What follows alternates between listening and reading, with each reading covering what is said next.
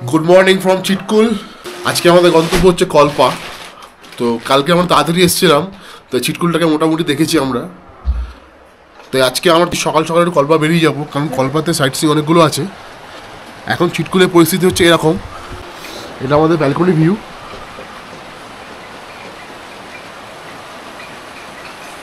সুন্দর পরিবেশ, প্রচুর হোটেল এখন হচ্ছে এখানে, যেগুলো কিছু ছিল না আগে।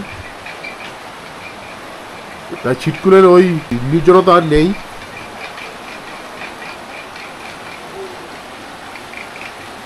রাস্তা যেতে যেতে আপনাদের কলপা দেখাবো। কলপার আমরা ওই রাকছাম থেকে যাবো, ডান দিকে যাবো, রেগনভিউ হয়ে কলপা। তো রাস্তায় বেরিয়ে কথা হবে। ব্রেকফাস্ট ভেবেছিলাম আমরা এখান থেকে করে যাবো, কিন্তু এখন দেখলাম ওদের স্টাফ এখন ওঠেনি, হোটেলের স্টাফ। তো আমরা রাস্তাতেই করবো, আর যদি হয়ে যায় তাহলে করেই যাবো আমরা, কোনো অসুবিধা নেই, যেখানে সময় বাঁচবে। তো চিটকুল থেকে আমরা এখন বেরোনোর জন্য রেডি। আমরা এখন লাগেজটাকে আমাদের সব বাধা হয়ে গেছে। এখন আমাদের ব্রেকফাস্ট চলে এসছে। ব্রেকফাস্টটা দেখাই আপনাদের, পুরো লোভনীয় বাড়ির মতো ব্রেকফাস্ট। লুচি, আলুর তরকারি, দুজনের রুটি আছে, আর সিমুই বলা আছে। তো এইটা ব্রেকফাস্টটা করে আমরা বেরোবো কলপার জন্য। এই ব্রেকফাস্টটা দেখে একদম মানে হোমলি ফিলিং এসে গেলো। তরকারিটা দুর্দান্ত দেখতে হয়েছে।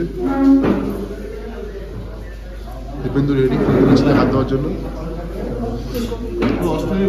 অষ্টমী ভাইব আছে দ্বাদশীর দিন। আজকের আকাশ এরকম পরিষ্কার পরিচ্ছন্ন, একদম দারুণ ওয়েদার এখনো পর্যন্ত আমরা পেয়েছি আমাদের এই ট্রিপটাতে। আশা করছি শেষ করবো এই ভালো ওয়েদার দিয়েই। এত দূর আসা, ওয়েদার ভালো না থাকলে অনেকটাই বিফলে চলে যায়। দারুণ লাগলো চিটকুল গ্রামটা আমাদের, সবারই ভালো লেগেছে। তবে আমি মানে আমার লাস্ট এক্সপিরিয়েন্সটা আরও বেশি ভালো ছিল, কারণ তখন চিটকুলটা একদম নির্জন ছিল। যেখানে দেওয়া I love Chitkul, vibrant village. Sangla পর্যন্ত রাস্তা অত্যন্ত খারাপ, তবে সাংলা থেকে কাটছাম পর্যন্ত রাস্তাটা মোটামুটি। আমার কাটছাম থেকে এরকম পুরো দুর্দান্ত রাস্তা, পুরো হাইওয়ে। তো আমাদের এখন এখান থেকে ওই 24-25 কিলোমিটার যেতে হবে সাংলা পর্যন্ত, যেটা প্রায় 1 ঘন্টা 10-15 মিনিট লেগে যাবে। রাস্তার অবস্থা এই সামনে এইটুকুই ভালো আছে, তারপর পুরোটাই খারাপ। যেখানে যেখানে রোদ আছে সেখানে সেখানে ঠিক আছে, যেখানে রোদটা নেই মানে ছায়া পড়ছে সেখানে একদম মানে কাঁপিয়ে দিচ্ছে। এখন টেম্পারেচার সকালবেলায় 4-5 ডিগ্রি, কালকে রাত্রে প্রায় 1-এর কাছাকাছি নেমে গেছিলো। একটু পরে আরও টেম্পারেচার বাড়বে, একটু মানে 7-8 যাবে, 9 যাবে ম্যাক্সিমাম। যেহেতু এটা নদীর পাশে একদম, তাই নদীর ওই হাওয়ারটাই বেশি টেম্পারেচারটা পড়ে যাচ্ছে। কনকনে হাওয়া একটা চলছে সারাক্ষণ।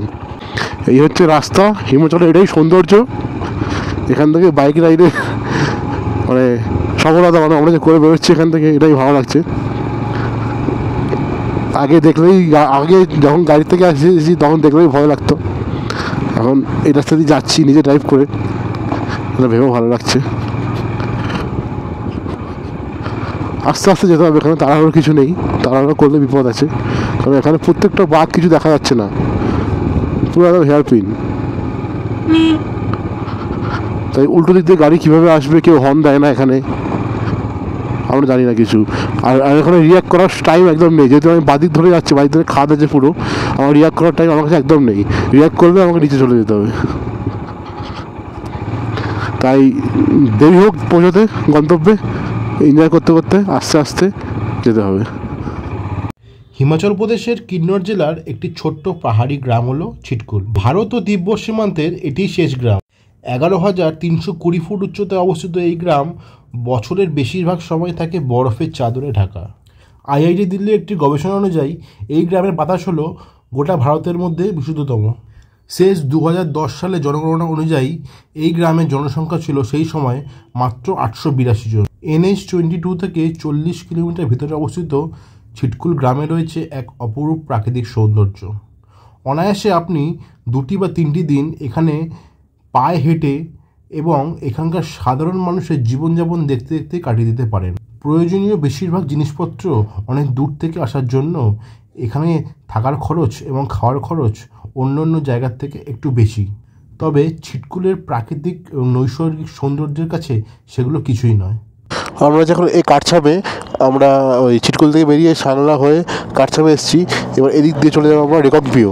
তো প্রায় পুরো 2 ঘন্টা লাগলো। 9:40 আমরা শুরু করেছিলাম, এখন বাজে 11:40। মাঝখানে সামলা দাঁড়িয়েছিলাম আমরা 10 মিনিটের জন্য, কিছু কেনাকাটি করার ছিল।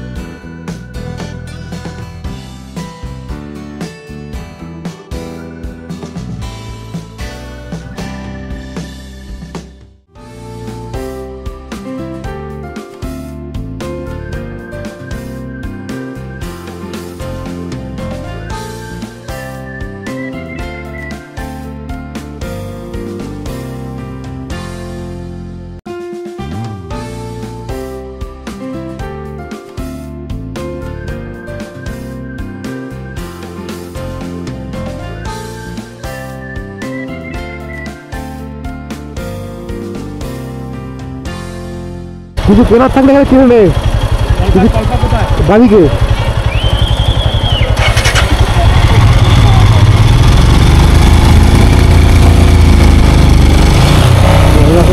মোট থেকে কলকাতা থেকে যাচ্ছি, কলকাতা দিয়ে মোট ছিল যাচ্ছি কলকাতা থেকে।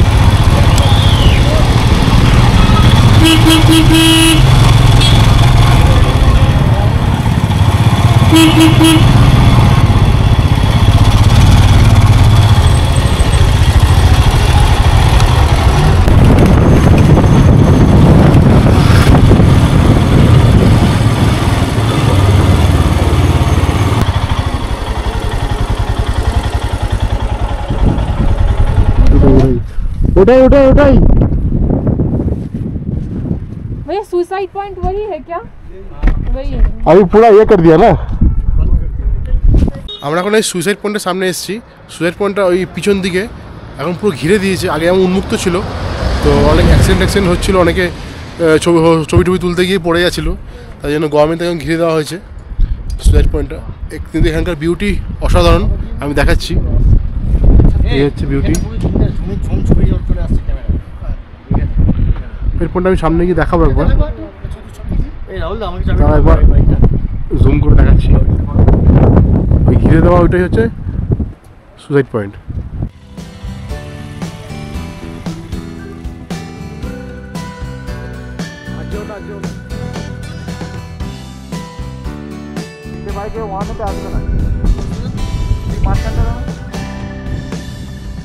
এখন যাচ্ছি মনস্ট্রিতে, আমার রোগী ভিলেজ এমন কিছু নেই, তো লাস্ট গ্রাম একটা, কিছু নেই বললেই চলে। একটা মন্দির থাকে ওপরে, সেটা সবসময় বন্ধ থাকে।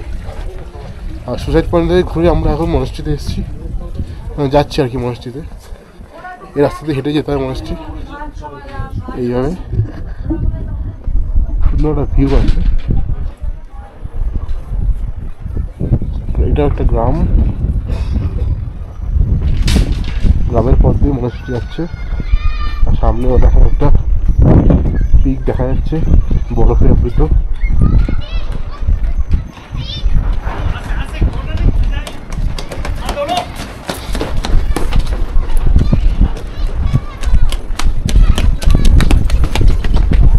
স্কুল ছুটি হয়েছে বাচ্চাদের, ছুটছে বাড়ির দিকে। এগিয়ে চলে যাচ্ছি। क्या हुआ? धीरे धीरे जाओ, धीरे धीरे।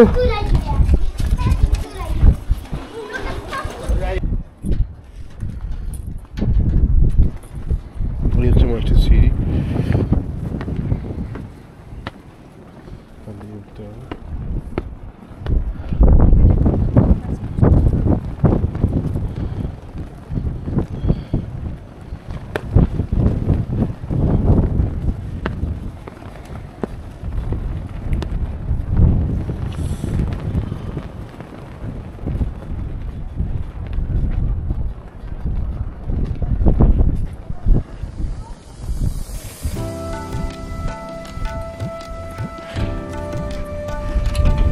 পা দেখে।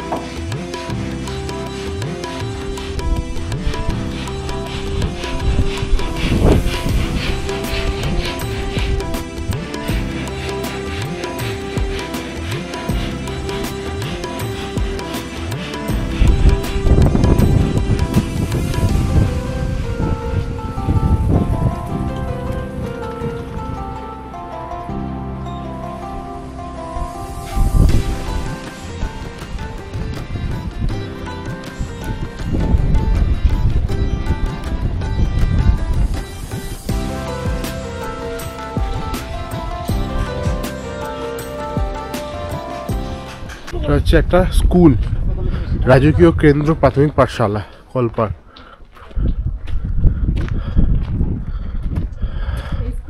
আর এখান থেকে ভিউ দেখুন। ও, এই স্কুলে এমনি পড়াশোনা হবে, এখানে বসে তো এমনি পড়াশোনা হয়ে যাবে। ওইটা মনে হচ্ছে মন্দির না ওটা?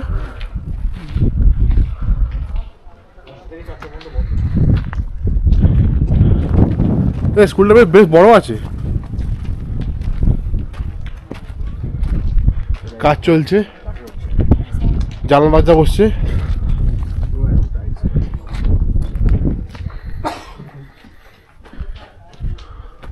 ওটা গভর্নমেন্ট मिडिल स्कूल कल्पा गांव किन्नौर। परिश्रम सफलता की कुंजी है।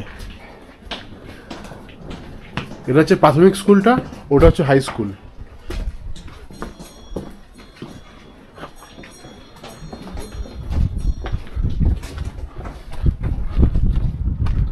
वाह,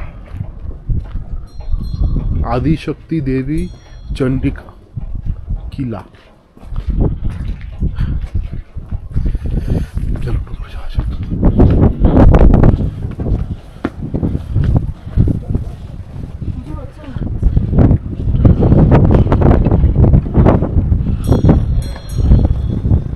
व्यू ही आलादा।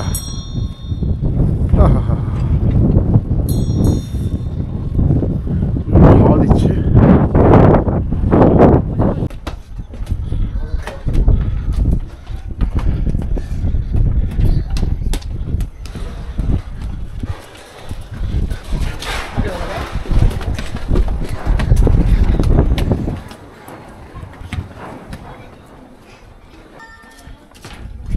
দাও আস্তে করে আস্তে করে কাজটা এটা বলি উঠে না।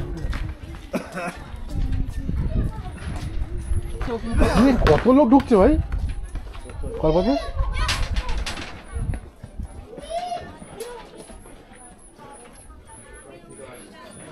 চা আছে এখানে আছে বলছিল, দেখো না হলে এখানে খাবো চা। ঠিক করেছিল না? ঠিক করে সারা বেলা ছিল।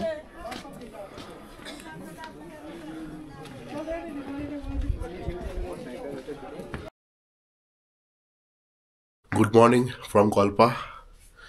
কালকে আমরা কল্পার সাইট সিনগুলো দেখেছি, মনাস্ট্রি দেখেছি, রোগী ভিলেজ দেখেছি, আর সুসাইড পয়েন্ট দেখেছি। যদিও সুসাইড পয়েন্ট আমার পুরো ঘিরে ফেলেছে, কাল তোমাদের দেখালাম। তো এবার আমরা যে কল্পার রুমটা দেখানো হয়নি কালকে, আজকে আমরা যে রুমটা আছি সেটা হচ্ছে, হোটেলটা হচ্ছে কৈলাস ভিউ। এটা হচ্ছে রোগী রোডের ওপরে। রুমটা হচ্ছে এরকম,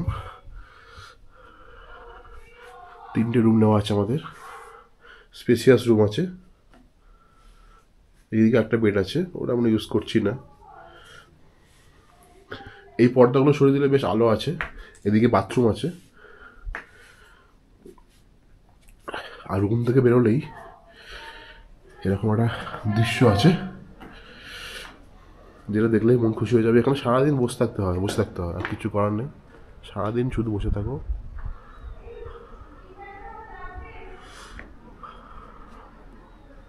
এরকম একটা ভিউ। ওই পারে সূর্যর ইয়েটা পড়েছে, আলোটা পড়েছে, এখানে এখনো পড়েনি।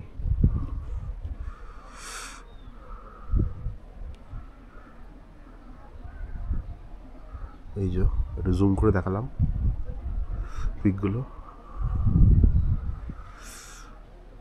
প্রচণ্ড হাওয়া, এদিকে ঠান্ডা। এদের নিচেও যে রুমগুলো আছে সব কটাতেই একটা করে ছাদ আছে। এই যে নিচেও অনেকগুলো রুম আছে, তারও একটা সেপারেট ছাদ আছে সেখান থেকে। আর এইগুলো সব আপেল গাছ, ছাদ থেকে আপেল পাওয়া যাবে।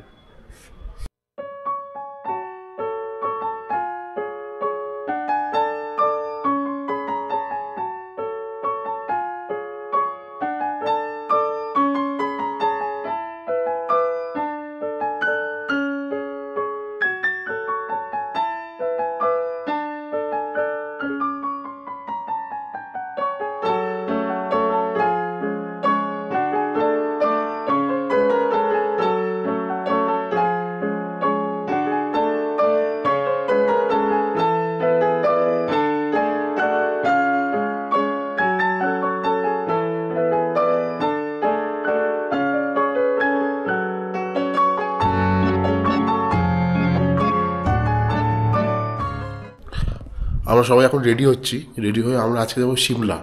আমরা প্রথমে ভেবেছিলাম আজকে রামপুর থাকবো, পরের চণ্ডীগড় নামবো। সবাই বললো আজকে একটু তাড়াতাড়ি চালিয়ে বা একটু মানে বেশি দূর গিয়ে সিমলা অনেকে দেখেনি, অনেকে যায়নি, তারা সিমলায় থাকবে। তারা বলছে সিমলায় থাকবে। তারপর কালকে আমাদের রাতে রাত 1:30টার সময় ট্রেন আছে, মানে দেখতে গেলে সেটা পরশু দিন হয়ে যাচ্ছে ক্যালেন্ডার ওয়াইজ। তো কালকে আমরা সিমলা থেকে বেরোবো চণ্ডীগড়ের জন্য, একটু আস্তে ধীরে সুস্থে। কিন্তু আজকে আমাদের অনেকটা পথ, প্রায় 226 কিলোমিটার পথ কলপা থেকে সিমলা। আমরা 8টার সময় বেরোলেও আমাদের পৌঁছতে পৌঁছে সন্ধে হয়ে যাবে। তাই আজকে আমরা দেরি করব না, আমরা সবাই রেডি হচ্ছি, ব্যাগটা জাস্ট গোছাবো। আর ব্রেকফাস্টটা আমরা বাইরে করবো আজকে, এখানে করবো না আর। তো চলো টাটা। রাস্তায় আরও কিছু যদি দেখি ভালো কিছু অবশ্যই দেখাবো। যেহেতু একই রুট দিয়ে এসেছি তাই আজকে আর ভিডিও করব না ওই সেম রুটে। যদি এমন কিছু দেখি দেখানোর মতো অবশ্যই দেখাবো, নাহলে সিমলা গিয়ে কথা হচ্ছে আমার। টাটা।